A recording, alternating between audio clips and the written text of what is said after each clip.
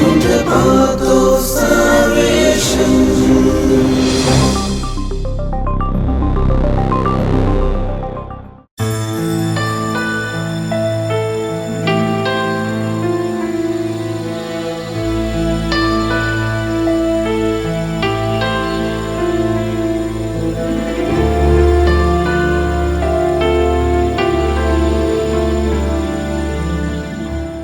Praise to Lord Jesus Christ.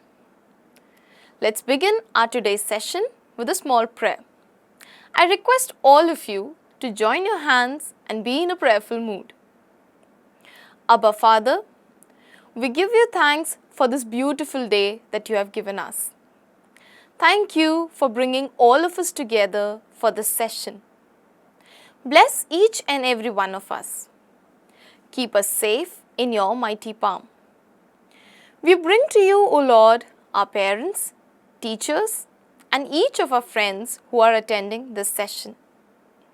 Send your Holy Spirit upon us so that we understand whatever we are going to learn today. We offer this prayer in your loving name. Amen. How are you all doing? I welcome you to a new session of this catechism. So in our last class, if you all remember, we were learning about the fourth commandment, that is, honor your father and mother. So just to quickly brush up with whatever we studied in our last class, so we were talking about how Jesus said that we need to follow our commandments. And Jesus was telling and correcting Pharisees that not to talk about the laws and Qurban, but then first go and respect your parents. Then we also saw how this commandment is again seen in the Old Testament and in the New Testament differently. In the Old Testament, not so different though, but in the Old Testament, we see that there is an explanation about the blessing that we receive when we respect our parents and about the curse that we get when we disrespect our parents. So just to tell you again, the word of God says, if you keep the commandment, honor your father and mother so that you may have a long life in the land of Yahweh your God has given to you. Exodus chapter 20 verse 12. If you violate the commandment, then the man who deserts his father is no better than a blasphemer, and whoever angers his mother is accursed of the Lord. Sirach chapter 3 verse 16. Moving further, I told you the story of Ruth and Naomi, how Ruth was loyal towards her mother Naomi, and how she didn't leave Naomi's side even in the tough situation. We also saw how Ruth receives a blessing from God because she was loyal towards her mother-in-law. We also saw about the fourth commandment in the New Testament. The best example to explain this is the Holy Family.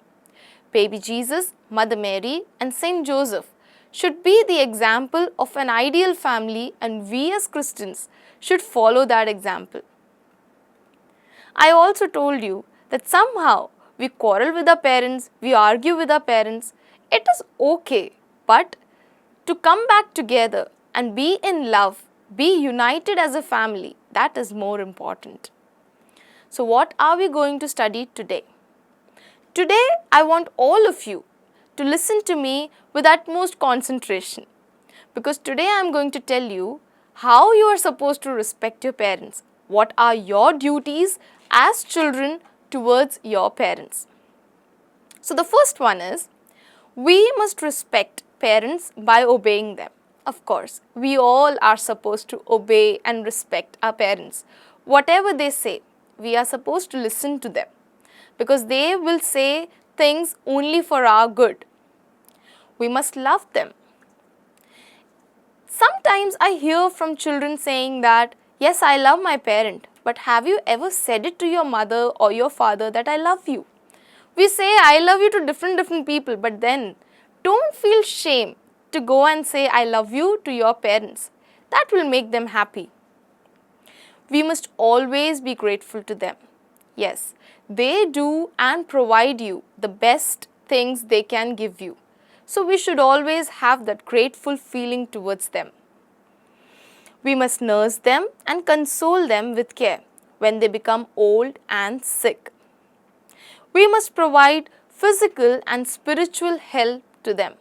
Yes, so someday if your mom says, come along with me to church, accompany me to the church, that is also a kind of a duty that you're supposed to render, helping them to grow physically and grow spiritually. So, some of the children, not you all are very young, but then you all will grow old. The older children I see, leaving their parents at orphan centers. One thing I just want you to understand, that the initial stage of a child and old age of a person are quite similar. So when you were a baby, your parents took care of you. They had sleepless nights taking care of you. So when they grow old, you are also expected to take care of them in the similar way. That is a duty of a child. You as a child are supposed to take care of your parents. So when your daddy says, go get me a glass of water, don't just sit there and say, go get it by yourself. No, help them out, be with them and listen to whatever they say. Laughing, mocking, using abusive languages, hurting them are serious sins against the fourth commandment. So when your mom is somewhere not able to use mobile phones or the gadgets the way you use, you are not supposed to mock at them. Instead, teach them. You as a child, you can teach them the new technology, right? So when you were young, your mom was the one who taught you little things, isn't it? You started learning A, B, C because your parents taught you. So today when you are good with gadgets, don't mock at them, instead teach them. You should always remember about the selfless dedication your parents have towards you. I'll give you an example. So when you get a 10 rupees, what is your first thought? You think about getting something for yourself, right? Either something to eat or you try to save it for yourself so that you can use it later, some or the other way, but then related to you for sure. But according to your parents, when they get something extra money or when they get something extra to eat or something like that, what are their first thought? They think about you. They think how they can give it to their kids. That is the selfless dedication your parents have towards you. Somewhere as a children, you should also think about your parents in a similar way. They contribute towards your food, towards your clothing, towards your education.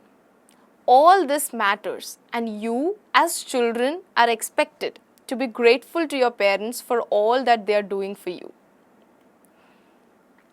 The next topic is about duties of parents. So if parents who you are listening along with your children, then this portion is for you. Remember that children are God's gift. Yes, they are God's gift. There are a lot of couples who doesn't have children praying to God to have a child.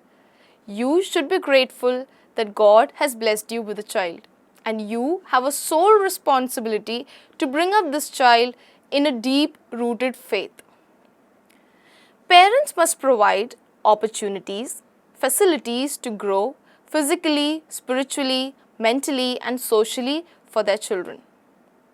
So if your child comes home and says, Mummy, I want to participate in this solo dance competition.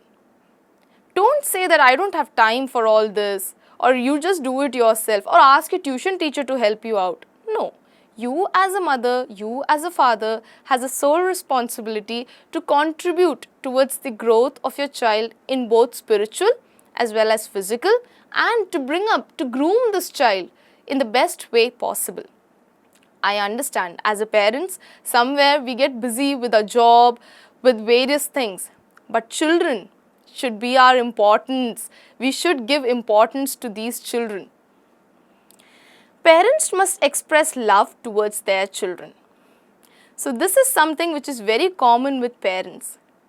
Parents just keep on saying that, oh, I love my child, I just provide food to this child, I provide clothing to the child, I am providing education, the best quality education to my child. But have you ever hugged your child and just said, I love you beta? So this comes out. So that expression, those words are important for a child to understand that the parent has a very lovable sort of a connection with me. Sometimes we can give some sort of gifts to these children and then we can say, like, words do matter. So this is something parents should take note of, that words do matter when it comes to a child. Parents must take special care to give good examples to the growing children. So sometimes what happens is, you must be sitting on a sofa sitting idle and you ask the child to go and do something productive. Don't sit idle like this. That is not a right approach. I'll tell you one thing. So once what happened, Mahatma Gandhi, so one mother brought her son to Mahatma Gandhi and said that, Mahatma Gandhi, can you please advise him? He eats a lot of sugar. So Mahatma Gandhi said, you come after 1 week. What happened in that 1 week? After 1 week, this mother and the boy, they again come to Mahatma Gandhi, and then Mahatma Gandhi advised him that no, you should not eat sugar, that is not good for your health. So you should, you should take less sugar in your diet. So this mother was curious. She asked Mahatma Gandhi, why did you take 1 week of time to just give this advice? You could have said that last week also. So Mahatma Gandhi says, how can I advise this boy when I myself was consuming too much of sugar in my diet? So the entire 1 week, Mahatma Gandhi took time to keep himself away from sugar so that he can advise the child. Because when you yourself is not so good with something, how can you advise somebody else? Same thing is with the parents as well. Parents should know that you cannot advise a child until and unless you set a good example for that child. Respecting your authorities and elders. Now, who are our authorities and elders? Authorities can be our parish priest, can be sisters in the church, can be our principal, our teachers. All of them fall under authorities. We need to understand that the authority is God-given. So, if we respect our authority, we respect God. Also, as children, you are supposed to respect your elders. They will not think bad about you, or they will not come up with something that will harm you. But respect your elders in all possible way. Do not say bad words or do not argue with these people. So, to summarize our today's session, what all did we learn today? We learned about the 4th commandment, that is, honor your father and mother. We specifically learned about what are the duties of children towards their parents. Yes, we must respect, obey, love and be grateful to our parents. Moving towards parents, what are our duties towards our children? We must provide them opportunities, facilities, all possible ways to groom in a better human being, both spiritually and physically. We must express our love through various forms that the child remembers and child feels that. Parents must take special care to give good examples to the growing children. Apart from that, we also learn that we are expected to respect our authorities and elders because authority is God-given. So what is the word of God today? With all your heart, honor your father. Never forget the birth pangs of your mother. Remember that you owe your birth to them. Ecclesiastes chapter 7, verse 27 to 28. I have an activity for you. Most of you must be having family prayer in the evening at house. I have an activity for you. Most of you must be doing your family prayers in the evening with your family. If not, please, I want all my kids to take the initiative to conduct the family prayer in the house. Let's wind up today's session with a small prayer. O my loving Jesus, bless me to grow and become mature like you, who was obedient to your parents in the Holy Family at Nazareth. See you all in the next session. Till then, take care.